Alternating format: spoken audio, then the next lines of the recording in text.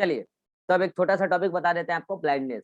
Just for knowledge दे रहे हैं, question शायद आए या फिर ना भी आए, अगर आएगा तो बन जाएगा, इसी में से आएगा, ठीक है, लेकिन नॉलेज होना चाहिए, ठीक है। ब्लाइंडनेस देखो, वैसे तो कई प्रकार के होते हैं, लेकिन आपको मैं इस लेवल पे 3 प्रकार के ब्लाइंडनेस बता सकता हूँ। ब्लाइंडनेस को 3 कैटेगरी में हम डिवाइड कर सकते हैं, ठीक है। ब्लाइंडनेस का मतलब क्या? नहीं दिखना। उसके कारण कई सारे हो सकते हैं, मैं 3 कैटेगरी बता रहा हूँ, ठीक है। एक हो सकता है कॉर्नियल ब्लाइंडनेस, एक हो सकता है लेंटिकुलर, और एक हो सकता है सेंसरी न्यूरल। सबसे पहले लेते हैं सेंसरी न्यूरल। नाम से पता चल रहा है, उधर न्यूरल लेयर नहीं हुआ करता था आई के आई बॉल में, याद आ रहा? Neural layer, sensory neural layer कहते थे ना, तो उसमें कुछ सेल्स थे जो सेंसरी सेल थे, न्यूरॉन्स के बने हुए, न्यूरॉन का मॉडिफिकेशन। या तो वो पूरा का पूरा डैमेज हो जाए, दैट मीन्स रेटिना डैमेज हो जाए, याद आया? रेटिना डैमेज हो जाए किसी भी कारण से। रेटिना का डैमेज होने का कारण ग्लूकोमा भी था, याद आया? ग्लूकोमा भूल गए? अरे केनाल ऑफ फ्लेम का ब्लॉक हो जाना, किसी कारण से फ्लूइड बढ़ जाना, वो प्रेशर फाइनली रेटिना पे पड़ना, रेटिना का रप्चर हो जाना, वो रेटिना को रप्चर कर सकता है। हो सकता है ऑप्टिक नर्व में कोई डैमेज आ गया हो सकता है ऑप्टिक ट्रैक्ट में डैमेज आ गया हो। ट्रैक्ट समझ रहे हो ना, समझा चुका हूँ, नर्वस सिस्टम का टर्म है ये। या फिर ये हो सकता है ब्रेन में चोट लगा और पीछे की तरफ चोट लगा और सेरेब्रम का visual cortex area occipital lobe में डैमेज।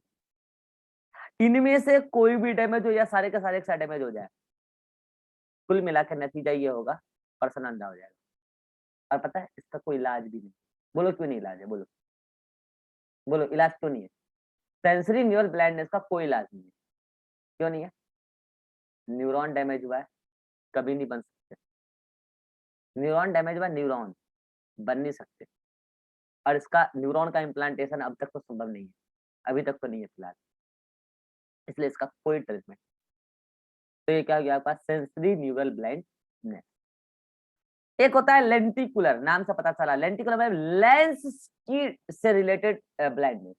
होता क्या है ना, इसमें लेंस की ट्रांसपेरेंसी खत्म हो जाती है। लेंस लाइट को आर पार ट्रांसपेरेंट वे में आर पार इसको लाइट को ट्रांसमिट नहीं कर पाता है। लेंस की ट्रांसपेरेंसी खत्म, तो क्या होगा इसमें? अच्छा, लेंस की ट्रांसपेरेंसी कैसे खत्म होगी? मैंने आपको बोला था ना कि लेंस खुद क्रिस्टलाइन प्रोटीन का बना हुआ, बोले थे ना। या तो हो सकता है उस क्रिस्टलाइन प्रोटीन की डेफिशिएंसी हो जाए, या नहीं तो हो सकता है कुछ एबनॉर्मल प्रोटीन बन गया हो उस लेंस में। या फिर और भी कई सारे कारण हो सकते हैं, यूवी रे का एक्सपोजर हुआ, प्रोटीन डिस्ट्रॉय हो गया जो आई लेंस में था। या फिर एजिंग की वजह से भी प्रोटीन धीरे धीरे क्या होने लगते हैं, जो लेंस के प्रोटीन धीरे धीरे खत्म होने लगते हैं, डीनेचर होने लगते हैं। यानी तो पता है उस प्रोटीन को ना स्टेरॉइड ड्रग्स, कोई पर्सन अगर लॉन्ग टाइम तक स्टेरॉइड ड्रग्स लेता है किसी ट्रीटमेंट के लिए, स्टेरॉइड थेरेपी लेता है, तो उसको भी ब्लाइंडनेस का संभावना है, जो स्टेरॉइड थेरेपी लॉन्ग टर्म के लिए लेता है। तो उसके आई के लेंस का प्रोटीन को वो स्टेरॉइड ड्रग्स होता है डिस्ट्रॉय कर देता है। कई कारण, कुल मिलाकर नतीजा ये है लेंस का ट्रांसपेरेंसी खत्म हो जाएगा और पर्सन अंधा हो जाएगा। अगर इस तरीके से लेंस के ट्रांसपेरेंसी के खत्म होने से अंधापन हो तो उसको बोलते हैं कैटरैक्ट। हिंदी में मोतियाबिंद कहते हैं किसी को, कैटरैक्ट। इसका इलाज संभव है। अरे प्रोटीन कोई सेल थोड़ी है, ऐसा लेंस कोई सेल थोड़ी हो, तो प्रोटीन है ना, प्रोटीन का बना हुआ है, ट्रांसप्लांट कर दो। इसका ट्रीटमेंट को क्या कहते हैं पता है? IOL implant surgery.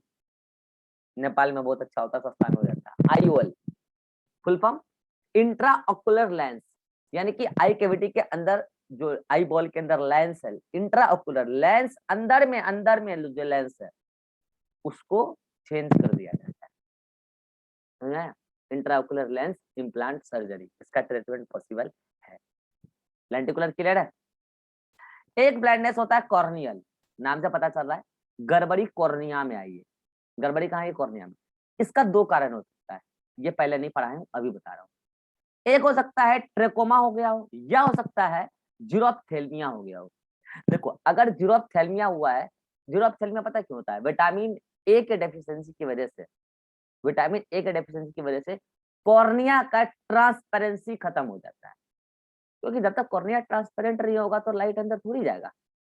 Vitamin A के डेफिशिएंसी की वजह से कॉर्निया का ट्रांसपेरेंसी खत्म हो जाता है और पर्सन क्या हो जाता है? ब्लाइंड। ठीक है। एक होता है ट्रैकोमा। ट्रैकोमा क्या है इसके बारे में थोड़ा भी हम डिटेल में बता देंगे, ठीक है। अभी रुक जाओ 2 मिनट रुको। जो भी हो, ट्रैकोमा हो या जीरोथेल्मिया हो, कॉर्निया का ट्रांसपेरेंसी खत्म, इसका भी ट्रीटमेंट है, कॉर्निया बदल दो। और कॉर्निया बदलना तो और भी आसान है, क्योंकि इसमें टिश्यू मैचिंग नहीं करना पड़ता है। बोलो क्यों? इसमें ब्लड सप्लाई नहीं होता, अवेस्कुलर होता है, कुछ मैचिंग नहीं करना है, किसी का भी कॉर्निया लगा दो, बताए थे ना, कॉर्निया अवेस्कुलर होता है, ठीक है। तो कॉर्निया ट्रांसप्लांटेशन का भी ट्रीटमेंट है, मतलब कॉर्नियल ब्लाइंडनेस का भी ट्रीटमेंट है और लेंटिकुलर ब्लाइंडनेस का भी ट्रीटमेंट है, लेकिन सेंसिटिव न्यूरल ब्लाइंडनेस का कोई ट्रीटमेंट नहीं। क्लियर है? अब हम आपसे थोड़ा सा बात कर लेते हैं कि ट्रेकोमा क्या होता है। देखो, ट्रेकोमा एक प्रकार का क्लेमाइडियसिस है। अब क्लेमाइडियसिस क्या होता है? एक बैक्टीरिया है जिसका नाम है क्लेमाइडिया ट्रेकोमैटिस, डिजीज में भी बताऊंगा। ये बैक्टीरिया ट्रू बैक्टीरिया नहीं है, ध्यान रखना। ये बैक्टीरिया क्लेमाइडियसिस कराता है। क्लेमाइडियसिस का मतलब क्या? क्लेमाइडिया ट्रेकोमैटिस के द्वारा इन्फेक्शन क्लेमाइडियसिस कहलाता है। और ये क्लेमाइडियसिस ये बैक्टीरिया 2 जगह करा सकता है, एक आई में और एक जेनेटल ऑर्गन में भी करा सकता है, एक्सटर्नल जेनेटल ऑर्गन।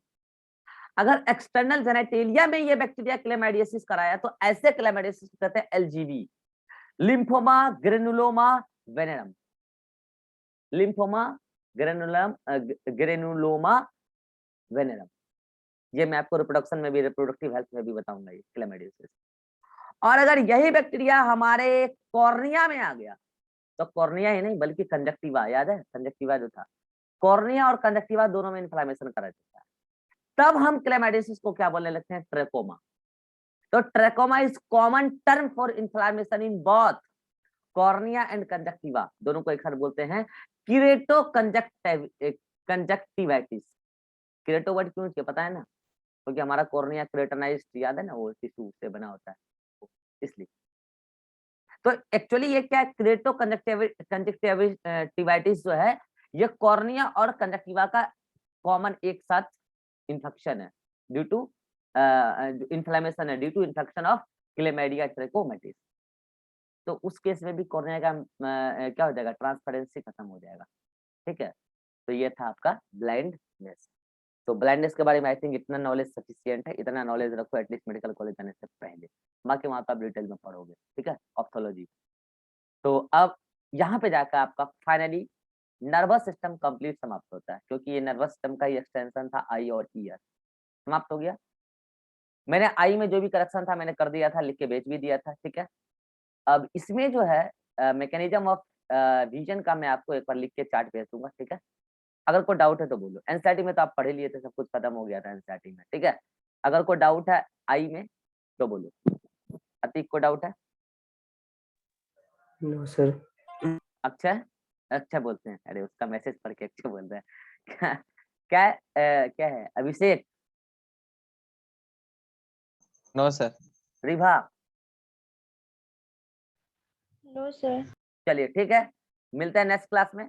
और अच्छा अभिषेक, तुम जीरोक्स निकलवा लेगा प्लांट मॉर्फोलॉजी का, लिख के टाइम पास मत करो, यस सर।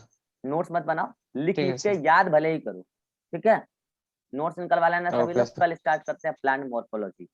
आपका टेस्ट कंडक्ट करेंगे 2-4 दिन के अंदर। एक दिन के लिए मुझे भागलपुर जाना है काम से, ठीक है। तो जिस दिन हम भागलपुर जाने वाले होंगे उस दिन हम टेस्ट कंडक्ट करा देंगे। IER आएगा उसमें, और रिप्रोडक्शन जहां तक हो जाएगा वहां तक ले लेंगे, हो सकता है तब तक रिप्रोडक्शन समाप्त हो जाए, ठीक है। तो आपका टेस्ट होने वाला है, इसके लिए प्रिपेयर हो जाइए, ठीक है।